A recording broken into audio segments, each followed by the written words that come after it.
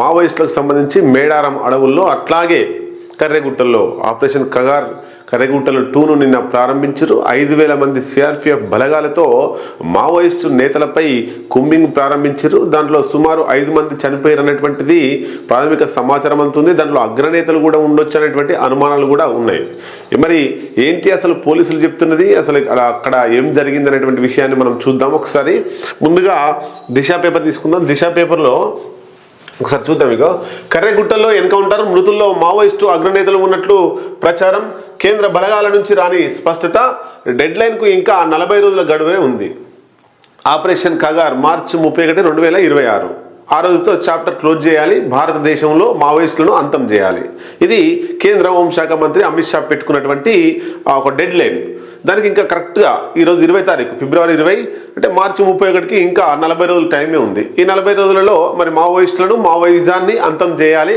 కాబట్టి కుంబింగ్ అంతా కూడా ఎక్కడెక్కడ మావోయిస్టులు సంచరిస్తున్నారనేటువంటి సమాచారంతో అక్కడ 5 మంది 10 మంది మావోయిస్టులు ఉన్న 1000 మంది బలగాలను తీసుకొచ్చి కుంబింగ్ చేస్తున్నారు. అంటే ఎంత తీవ్రత ఉందో చూడండి. అంత తీవ్రంగా వాళ్ళు డెడ్ లైన్ చేరుకోవాలని వాళ్ళు చూస్తుంటే, ఒకవైపు మావోయిస్టులు ఒక్క దళమైన మిగిలి ఉండి కేంద్ర ప్రభుత్వానికి ఆఫ్టర్ మార్చ్ 31, 2026 డెడ్ లైన్ తర్వాత సవాల్ విసిరాలే కేంద్ర ప్రభుత్వాన్ని, కానీ వాళ్ళు ఒక డెడ్ లైన్ పెట్టుకున్నారు. మరి మావోయిస్టులు నెగ్గుతారా లేదా పోలీసులు కేంద్ర బలగాలు నెగ్గుతాయా చూడాల్సిందే.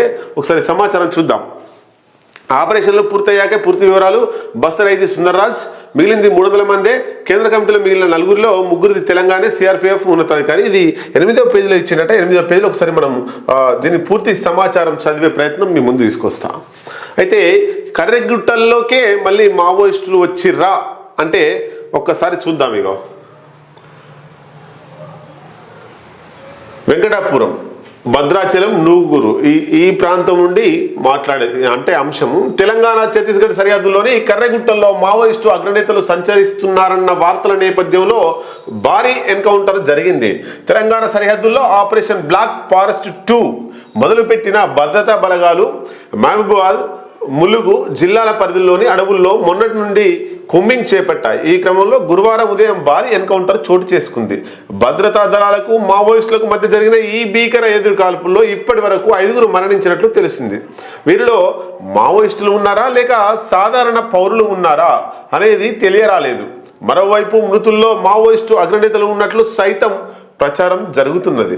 ఘటనా స్థలం నుండి భద్రతా బలగాలు భారీగా ఆయుధాలు, విప్లవ సాహిత్యం స్వాధీనం చేసుకున్నాయి. అలాగే 214 మావోయిస్టుల క్యాంపులు, బంకర్లను గుర్తించి ధ్వంసం చేసినట్టు తెలిసింది. దీనిపై కేంద్ర బలగాల నుంచి ఎలాంటి స్పష్టత రాలేదు. మరి మిగిలింది 300 మంది మావోయిస్టులు మిగిలిర్రు. 40 రోజులు డెడ్ లైన్ మిగిలింది. మరి చూద్దాం. మావోయిస్టుల నిర్మూలనకు కేంద్ర హోంశాఖ మంత్రి పెట్టిన డెడ్ లైన్కు గడువు ఇంకా 40 రోజులే ఉన్నది. ఈ నేపథ్యంలోనే బలగాలు దూకుడుగా కుంబింగ్ చేపడుతున్నట్లు తెలుస్తున్నది.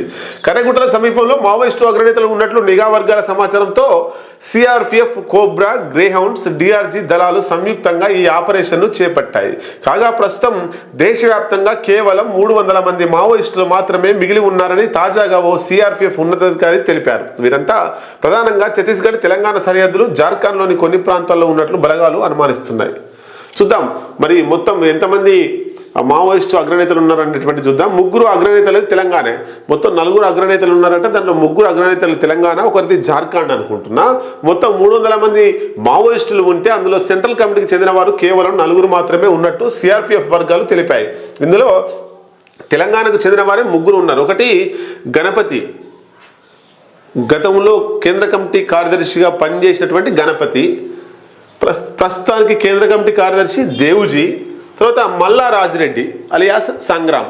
ఈ 3 తెలంగాణ వారే. ఉమ్మడి కరీంనగర్ జిల్లానే వీళ్ళందరిది కూడా. మరో నేత మిసిన్ బెస్రా జార్ఖండ్ రాష్ట్రానికి చెందినవాడు. 4 కేంద్ర కమిటీ సభ్యులు మాత్రమే ఉన్నారు. నిజానికి గతేడాది వరకు సిసిఎం సభ్యులు 20 మంది ఉండగా ఆ సంఖ్య ఇప్పుడు 4కు పడిపోయింది. దేవుజీతో పాటు junior cadre battalion incharge cadre Kesha సోదిని పట్టుకోవడానికి భద్రతా దళాలు ఛత్తీస్గఢ్, తెలంగాణ సరిహద్దులోని కర్రెగుట్టల్లో భారీగా కుంబింగ్ నిర్వహిస్తున్నాయి.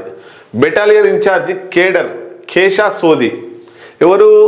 ఈయన ఎవరైతే మావోయిస్టు కేంద్ర కమిటీ సభ్యుడిగా ఉన్నటువంటి హిడ్మా చనిపోయిన తర్వాత ఆ ప్లేస్కి వచ్చినటువంటి వ్యక్తి కేశా సోది అను పట్టుకోవడానికి భద్రతా దళాలు ఛత్తీస్గఢ్ తెలంగాణ సరిహద్దులో కర్రెగుట్టలో భారీగా కుమ్మింగ్ నిర్వహిస్తున్నాయి. KGH2 కర్రెగుట్టలు హిల్స్ 2 పేరుతో 2 రోజుల క్రితం నుండి 2000 మందితో కూడిన బలగాలతో సెర్చ్ ఆపరేషన్ మొదలుపెట్టగా అక్కడ గురువారం భారీ ఎన్కౌంటర్ జరిగిందట. చూద్దాం బస్తర్ ఐజీ సుందర్ రాజ్ ఏమంటుండో ఒకసారి మనం చూద్దాం. తెలంగాణ ఛత్తీస్గఢ్ రాష్ట్రాల సరిహద్దులో 4 రోజులుగా సాగుతున్న కుమ్మింగ్ పై సోషల్ మీడియాలో అనేక రకాల ఊహాగానాలు వైరల్గా మారాయి. ఈ పరిణామంపై బస్తర్ ఐజీ సుందర్ రాజ్ స్పందిస్తూ బస్తర్లో శాంతి భద్రతల పరిరక్షణే లక్ష్యంగా అటు కేంద్ర ప్రభుత్వం ఇటు ఛత్తీస్గఢ్ రాష్ట్ర ప్రభుత్వాల ఆదేశాల ప్రకారం భద్రతా దళాలు పూర్తి నిబద్ధతతో పనిచేస్తున్నాయి. ఈ ప్రాంతంలో నక్సల్ నిర్మూలన కోసం నిరంతరం ఆపరేషన్లు కొనసాగుతున్నాయని అందులో పాల్గొంటున్న భద్రతా బలగాల ప్రాణాలకు ముప్పు కలుగుతుందనే ఉద్దేశంతో ఆపరేషన్లు పూర్తి కాకముందే వాటికి సంబంధించిన వివరాలను ఇక నుంచి వెల్లడించబోమని వివరించారు.